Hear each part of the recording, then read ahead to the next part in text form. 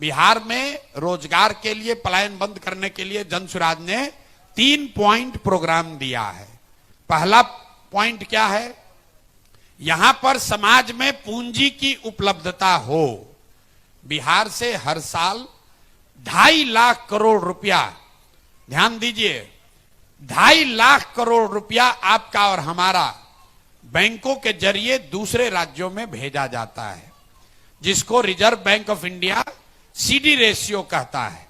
इसका मतलब है कि जितना पैसा हमने आपने बैंक में रखा, उसके एवज में बैंक ने कितना पैसा वापस ऋण के तौर पर समाज को वापस दिया।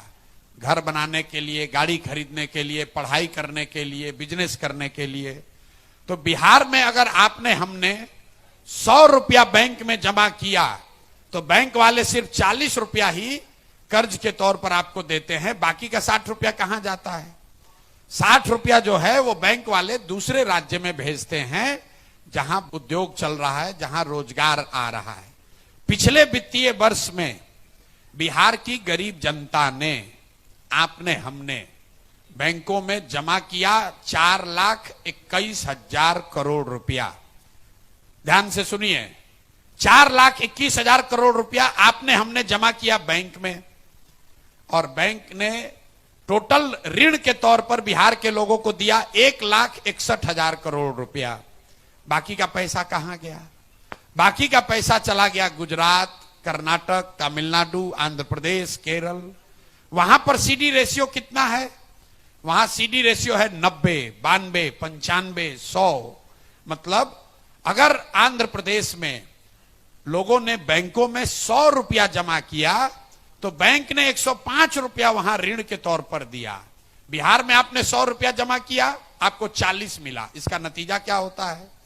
1990 में जब लालू जी मुख्यमंत्री बने, तब से लेकर पिछले वित्तीय वर्ष तक बिहार से करीब करीब 26.5 लाख करोड़ रुपया, 26.5 लाख करोड़ रुपया बैंकों ने यहां से ट्रांसफर किया है दूसरे राज्य में।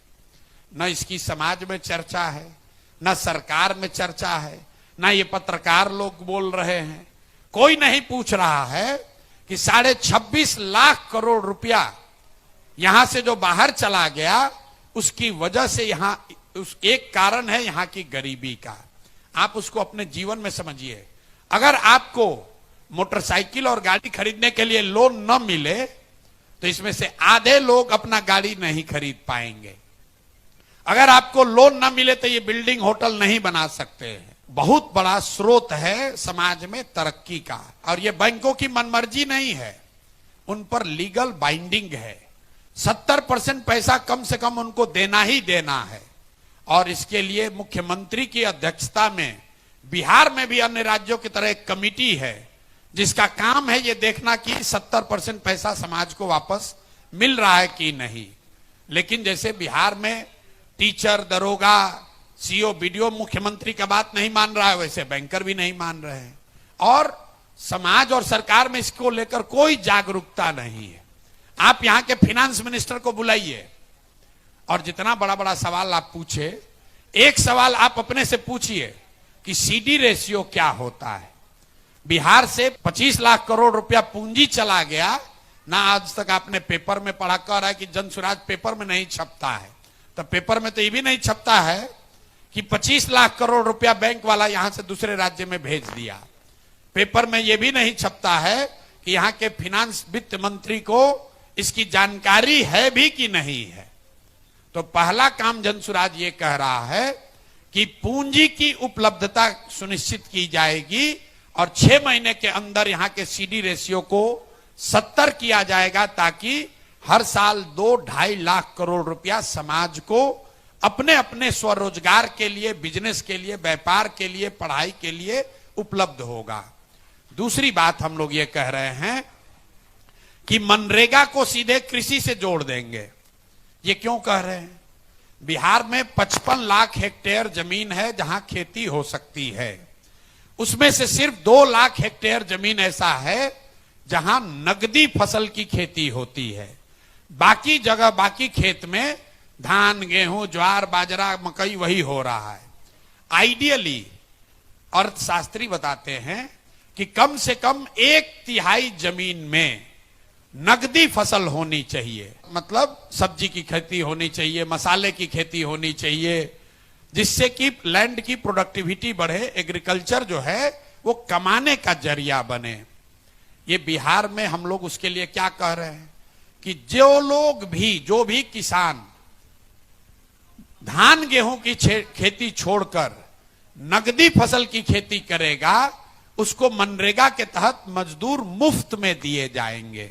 उसका फायदा क्या होगा कि जितने कृषि से जुड़े हुए मजदूर हैं जो पंजाब और हरियाणा जा रहे हैं, उनको यहीं पर वो लेबर कंज्यूम हो जाएंगे। दूसरा इसका फायदा यह है कि पहले स्कीम के तरह इसमें बजट से 1 रुपया भी खर्च नहीं है। जैसे सीडी रेशियो सुधारने के लिए बिहार सरकार को 1 रुपया भी खर्च नहीं करना है, एडमिनिस्ट्रेटिव मेजर है।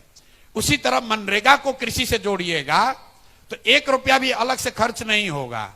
जो पैसा हम लोग दिल्ली में सरेंडर कर रहे हैं, उसी पैसे का इस्तेमाल करके लाखों मजदूरों को, यहां के किसानों को उपलब्ध कराया जाएगा, ताकि लोग अपनी खेती को बेहतर बनाएं। उससे जो मजदूर बाहर जा रहा है उसको यही मजदूरी मिलने लगेगी। दूसरा फायदा यह होगा कि जो मनरेगा में चोरी हो रहा है वो अपने आप बंद हो जाएगा।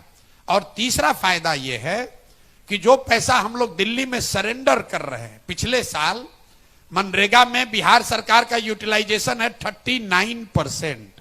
मतलब अगर 100 रुपया दिल्ली की सरकार बिहार को दे रही थी तो हम लोग 40 रुपया लेकर आए, 60 रुपया वहीं छोड़ दिए। तो जन सुराज का दूसरा फॉर्मूला है कि मनरेगा को कृषि से जोड़े और अगले 5 वर्ष में कम से कम 15 लाख हेक्टेयर में बिहार में नगदी फसल की खेती हो। लहसुन हो, प्याज हो, आलू हो, टमाटर हो, फल हो, सब्जी हो, मखाना हो, धान गेहूं की खेती को कम किया जाए और खेती को खाने वाली खेती से कमाने वाली खेती बनाई जाए।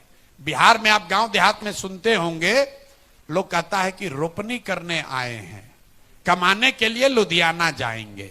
कहता है भैया कटाई लगा है, गांव में कटाई के लिए आए हैं, कमाने के लिए गुजरात जाएंगे। खेती यहां समाज की नजर में भी खाने का जरिया है, कमाने का जरिया नहीं है।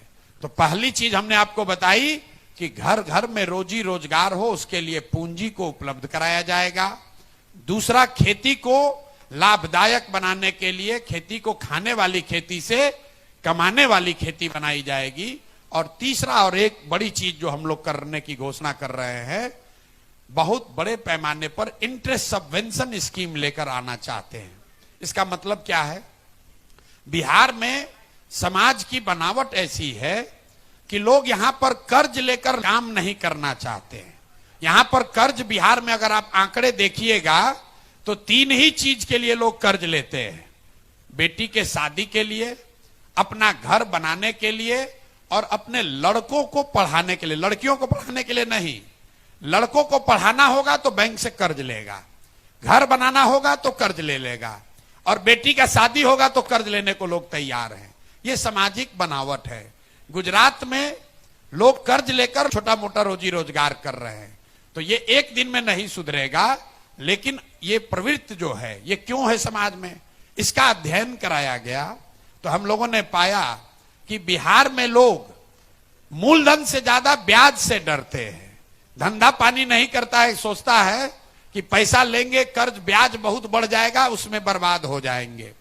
तो उसको खत्म करने के लिए जन सुराज ये कह रहा है कि अगर हम लोग की व्यवस्था बनी तो हर वो व्यक्ति जो रोजी रोजगार के लिए छोटा मोटा रोजी रोजगार व्यापार करना चाहता है, उसको 10% ब्याज नहीं लगेगा, उसको 4% ब्याज पर ही लोन मिलेगा। इसका फायदा क्या होगा? इसका फायदा यह होगा कि बिहार सरकार की बजट से, बिहार सरकार का बजट है 3,16,000 करोड़।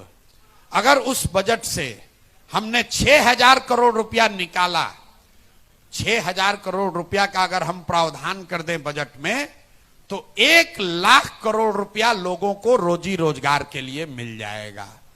तो ये चीज हम लोग शुरू करना चाहते हैं ताकि आने वाले जेनरेशन में, महिलाओं में, युवाओं में पैसा लेकर रोजी रोजगार करने की प्रवृत्ति बढ़े। हर आदमी टीटी बनने के लिए, क्लर्क बनने के लिए, नौकरी पाने के लिए अपना जीवन बर्बाद न करे। तो ये 3 चीज अगर हम लोग करेंगे, और हमारे साथ जितने अर्थशास्त्री दुनिया में बहुत बड़े बड़े लोग जो मेरे साथ काम कर रहे हैं, कंप्यूटर में इसको अंग्रेजी में कहते हैं, अगर सिमुलेट करके देखिएगा कि अगर ये 3 चीज कीजिएगा तो क्या होगा 3 बरस में, 4 बरस में। तो जब इसको सिमुलेट करके देखा गया कि अगर ये 3 चीज कर दिया जाए कि हर साल 2-2.5 लाख करोड़ रुपया यहां के लोगों को उपलब्ध हो जाए, कृषि को मनरेगा से जोड़कर 1/3 कृषि नकदी फसल की होने लगे, और 4% ब्याज पर लोगों को लोन उपलब्ध हो जाए, तो कम से कम 50 लाख नए लोगों को रोजगार अगले साल मिल जाएगा। इसीलिए जन सुराज कह रहा है कि अगर हम लोग की व्यवस्था बनी तो साल भर के अंदर पलायन को रिवर्स कर देंगे, लोग बाहर से आकर यहां नौकरी रोजगार करेंगे।